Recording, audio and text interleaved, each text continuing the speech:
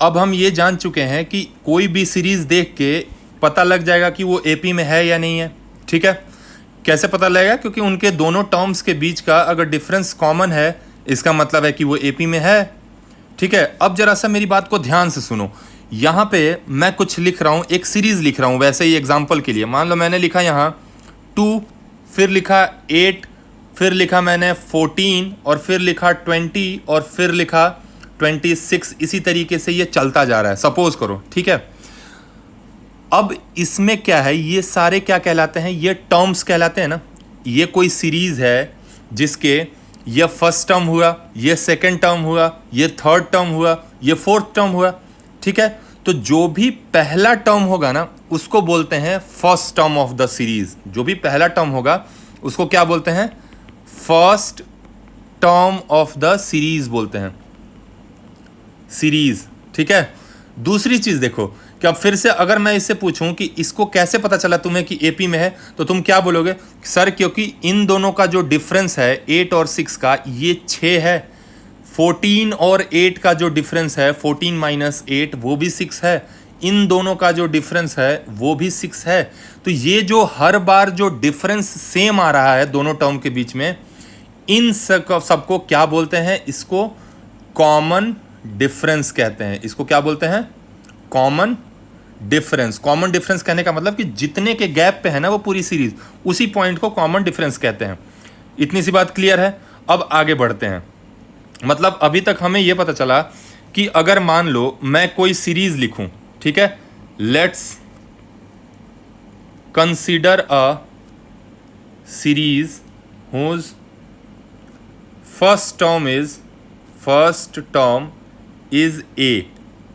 First term उसका a है and common difference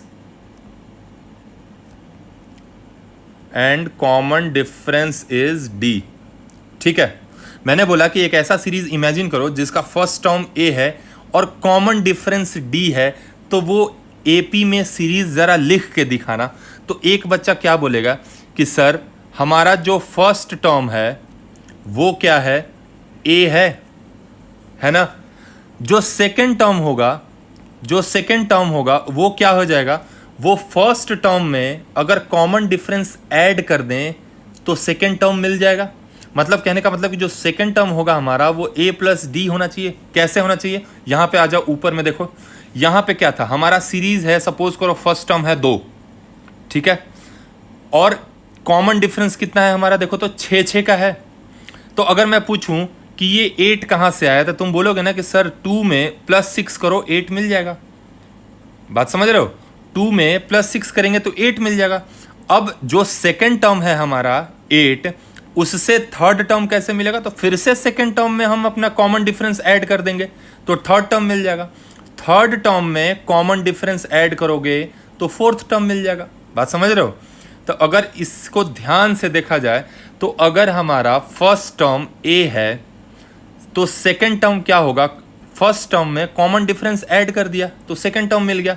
अगर यहाँ से कोई थर्ड टर्म पूछे कि थर्ड टर्म क्या होगा, तो हम बोलेंगे ना कि भाई सेकंड, जस्ट इसके जो पीछे वाला टर्म है सेकंड टर्म, उसमें ऐड कर दो कॉमन डिफरेंस। तो a + d में ये हमारा सेकंड टर्म है, इसमें हमने फिर से एक बार कॉमन डिफरेंस ऐड कर दिया तो ये हमारा a + 2d बन जाएगा ना।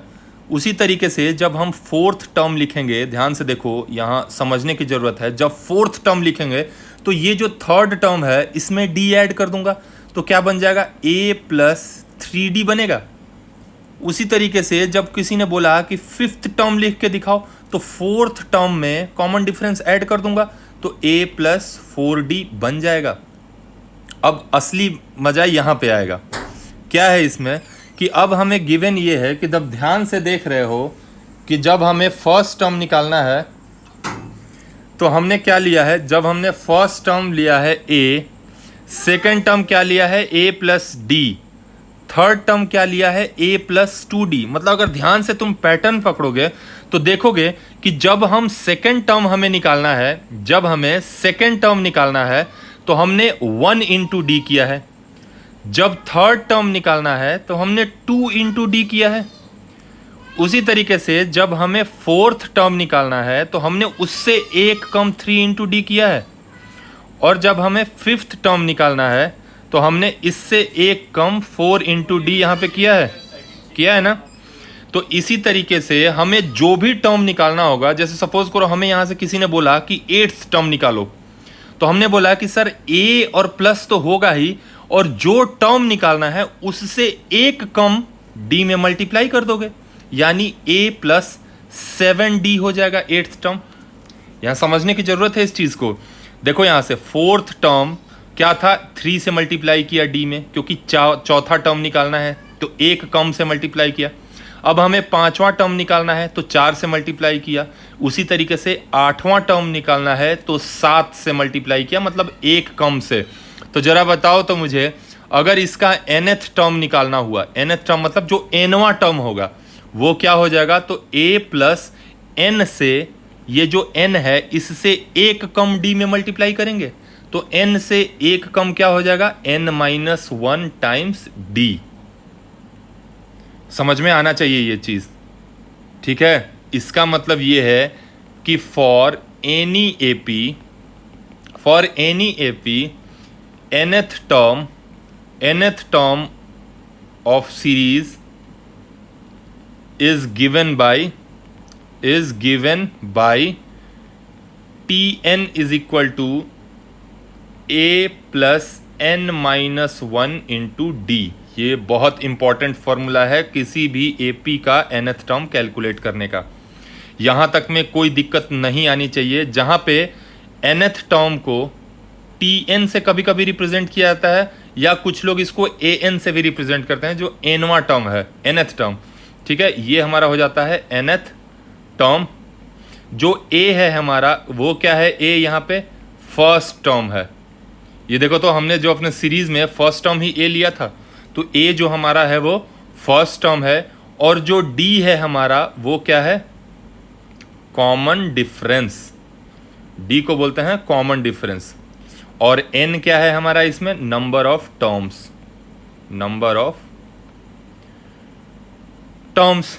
ठीक है। तो अब कोई भी पूछे तुमसे कि nth टर्म का फॉर्मूला निकालो, तो nth टर्म का फॉर्मूला क्या हो जाएगा, a plus n minus D. तो चाहे जो मर्जी पूछ ले, 6th टर्म, 18th टर्म, 50वां टर्म, 100th टर्म, जो मर्जी पूछ ले हम निकाल देंगे, अगर a और d पता है तो।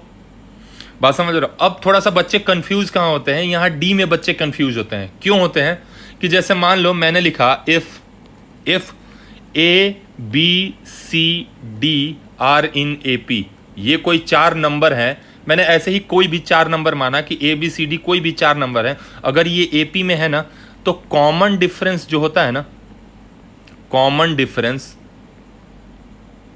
वो बच्चे क्या करते हैं, ए में से बी को माइनस करके निकाल लेते हैं, या बी में से सी को माइनस करके निकाल लेंगे, या सी में से डी को माइनस करके निकाल लेंगे। ऐसा नहीं होगा। हमेशा ना नेक्स्ट टर्म में से प्रीवियस टर्म को माइनस करके डी निकालते हैं। मतलब कॉमन डिफरेंस निकालोगे ना, वो हमेशा या तो क्या करोगे, तुम्हारा जो कॉमन डिफरेंस होगा वो हमेशा बी माइनस ए निकालोगे, या सी माइनस बी निकालोगे, या डी माइनस सी निकालोगे। क्यों हमने तीन बार या क्यों लिखा है, क्योंकि a b c d A P में है, तो किन्हीं दो का सब डिफरेंस लेंगे, किन्हीं दो का, बट दोनों लगातार टर्म, कॉन्जिक्यूटिव टर्म्स होने चाहिए, तो वो कांस्टेंट आएगा। तो भाई जो b माइनस ए आएगा वही c माइनस बी आएगा, और वही d माइनस सी भी आएगा, बिकॉज सीरीज एपी में है। तो हमने लिख लिया कि कॉमन डिफरेंस या तो हम इन दोनों को सब्ट्रैक्ट करके निकाल सकते हैं, या तो किन्हीं दो को सब्ट्रैक्ट करके निकाल सकते हैं। बट ध्यान ये देना है कि हमेशा next term minus previous term करना है। क्लियर है। जैसे एक एग्जांपल लिख रहा हूं मैं, इफ 4 9 14 इस तरीके से 254 आर इन एपी। अब इसमें देखो तो a की वैल्यू क्या हो जाएगी, तो a हमारा फर्स्ट टर्म होता है, तो a की वैल्यू हो जाएगी 4। इस सीरीज में अगर तुमसे पूछे कोई कि find a d, first term बताओ, a क्या होता है फर्स्ट टर्म, d क्या होता है कॉमन डिफरेंस, तो बोलेंगे a की वैल्यू, पहला टर्म तो 4 ही दिख रहा है ना, तो a की वैल्यू 4 हो गई। कॉमन डिफरेंस क्या हो जाएगा, तो किसी भी नेक्स्ट टर्म से प्रीवियस टर्म को माइनस कर देंगे, तो d is equal to 9 minus 4 करोगे 5। कुछ बच्चे 4 माइनस 9 कर देते हैं झटके में, तो उनका -5 आ जाएगा, ये गलत है, ये कॉमन डिफरेंस नहीं होता है। कॉमन डिफरेंस हमेशा नेक्स्ट में से प्रीवियस को माइनस करोगे, ये चीज आपको ध्यान रखनी है। ठीक है, यहां तक कोई दिक्कत नहीं है। तो अब जैसे एक क्वेश्चन लिख रहा हूं मैं,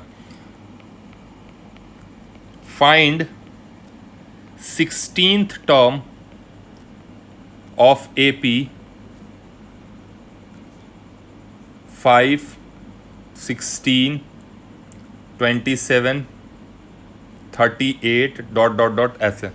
ये कोई एपी चला जा रहा है, ये मैंने बोल रखा है, क्वेश्चन में दे रखा है कि ये सीरीज एपी में है, और हमने क्या बोला कि इसका 16th टर्म निकालना है हमें।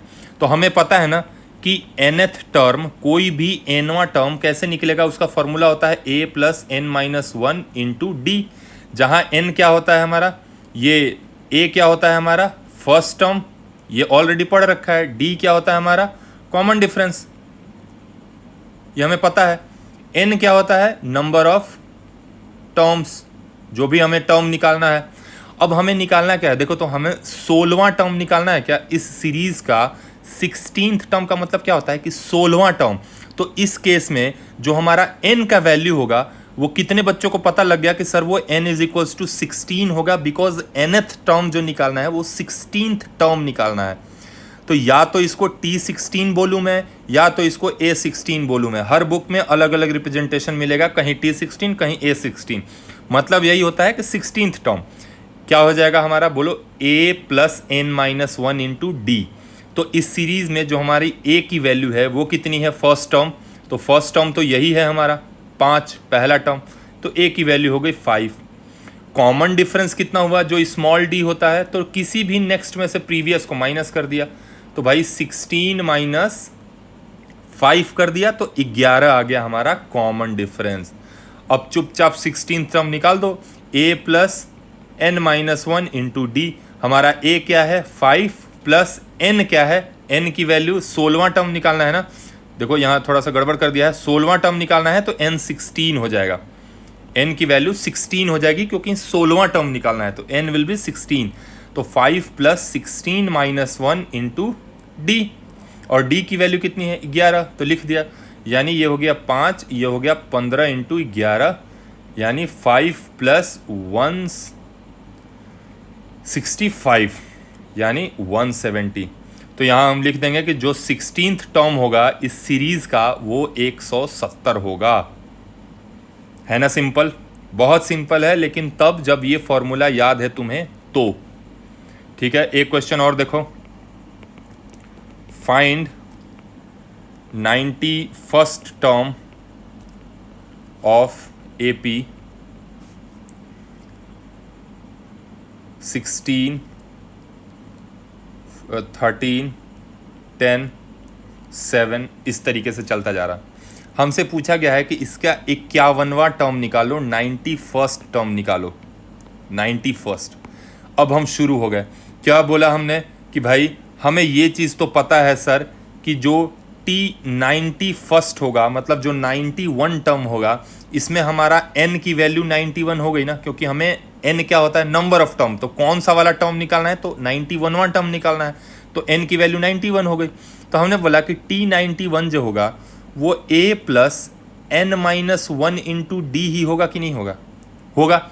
जहाँ पे सर हमारा a है 16, a की वैल्यू है 16।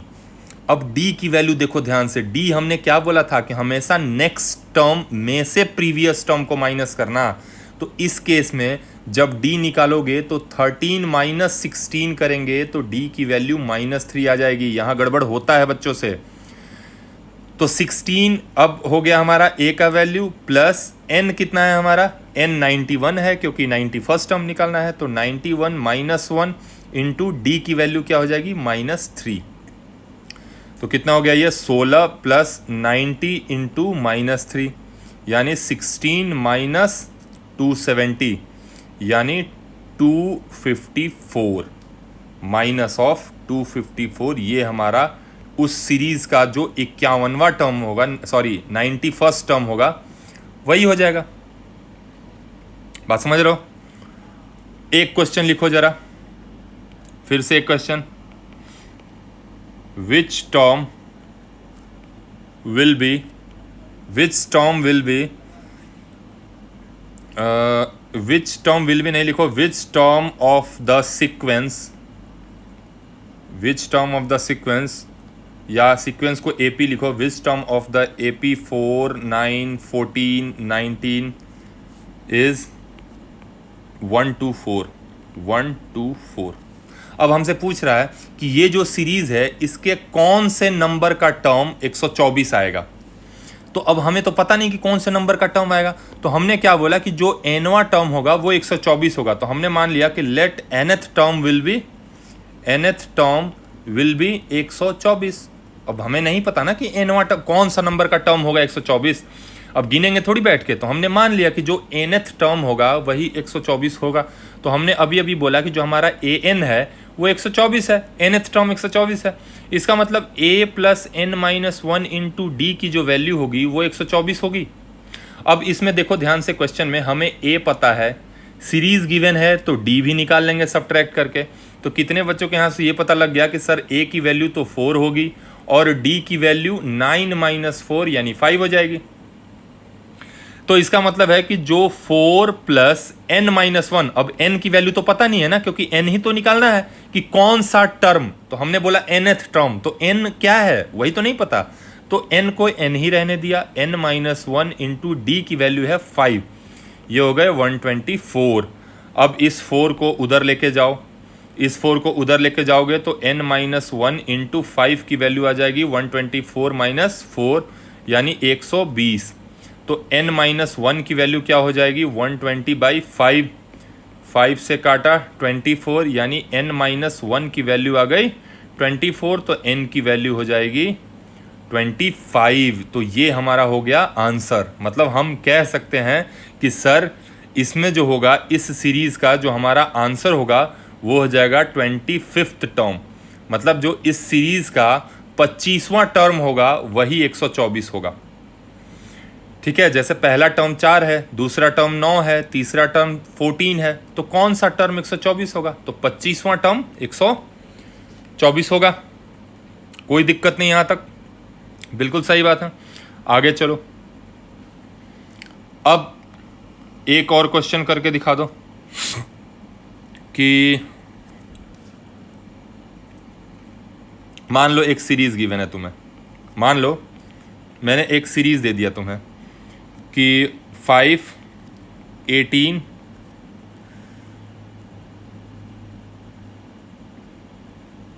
41 नहीं, एक्चुअली ये आएगा तुम्हारा 31।